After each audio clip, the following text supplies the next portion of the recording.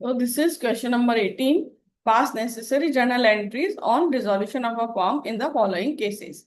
So case A,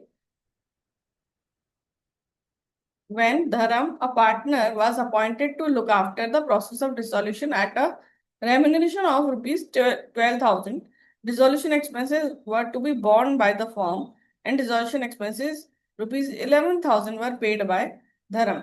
देखो यहाँ dissolution expenses किसको बॉन्ड करने थे, किसको बेयर करने थे, फर्म को।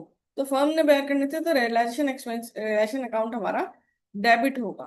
ठीक है, सो रियलाइजेशन अकाउंट डेबिट कितना हमने करना था bag, 12,000।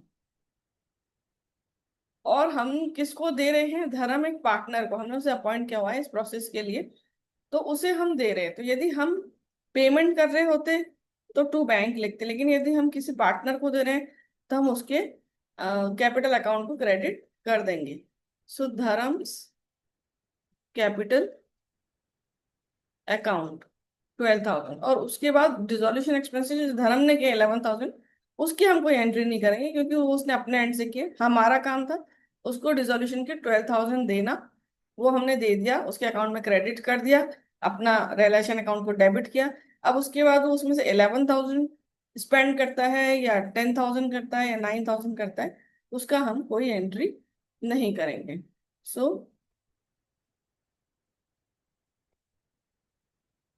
Realisation expenses credited to धर्म्स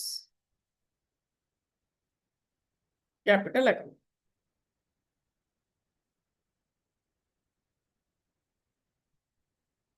अब सेकंड एंट्री है, Jai a partner was appointed to look after dissolution and was to be paid 15,000 including dissolution expenses. Dissolution expenses 16,000 were paid by Vijay, another partner, on behalf of Jay. तो सबसे पहले तो हमें realisation account debit to JS capital account करना चाहिए। ठीक है, देखो रियलाइजेशन अकाउंट डेबिट टू जयस कैपिटल, क्योंकि हम जय को देने वाले थे 15,000।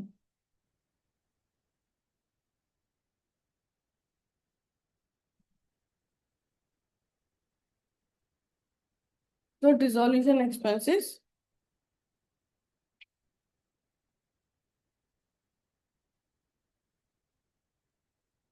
क्रेडिटेड टू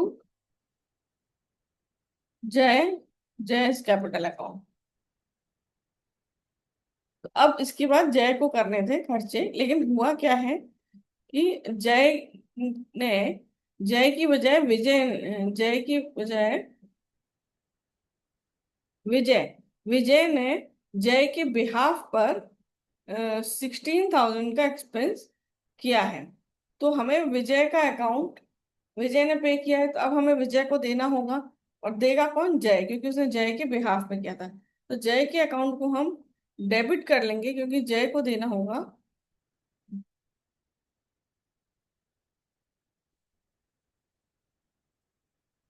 जय कैपिटल अकाउंट डेबिट 16,000 टू विजय। विजय ने पे किया है तो विजय के अकाउंट को हमने क्रेडिट करना होगा, और जय के बिहाफ पे दिया है तो जय के कैपिटल अकाउंट को डेबिट करेंगे 16,000। Expenses paid by Vijay on behalf of जय।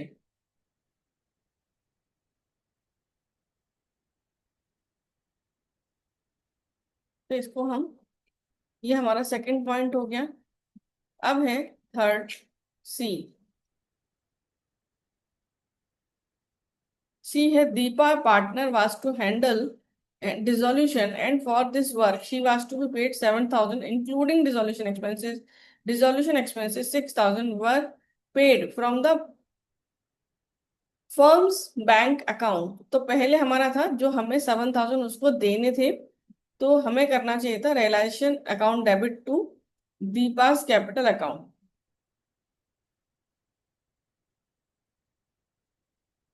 रियलाइजेशन अकाउंट डेबिट टू दीपास कैपिटल अकाउंट।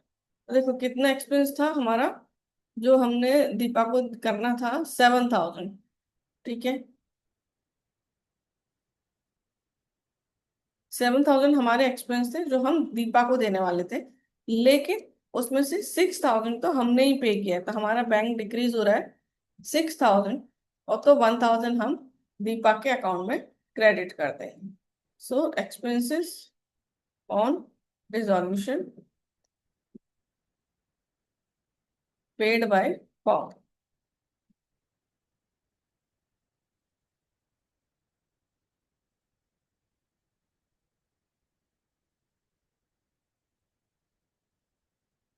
अब उसके बाद है सी के बाद D. They were partner agreed to do the work of dissolution for 7,500. He took stock of the same value as his remuneration. The stock had already been transferred to realization account. तो stock तो realisation में transfer कर चुके थे। अब एक liability के against में हम एसेट को सेटल कर रहे हैं, तो नो एंट्री। देखो डी के केस में हमने कर दिया नो एंट्री, क्योंकि एक लायबिलिटी के बदले एसेट सेटल हो रही थी। नेक्स्ट पॉइंट है ई। जी व partner agreed to do the work of dissolution for which he was allowed 10,000।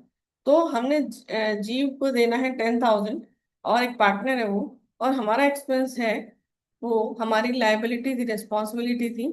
So realisation account debit to Jeev's capital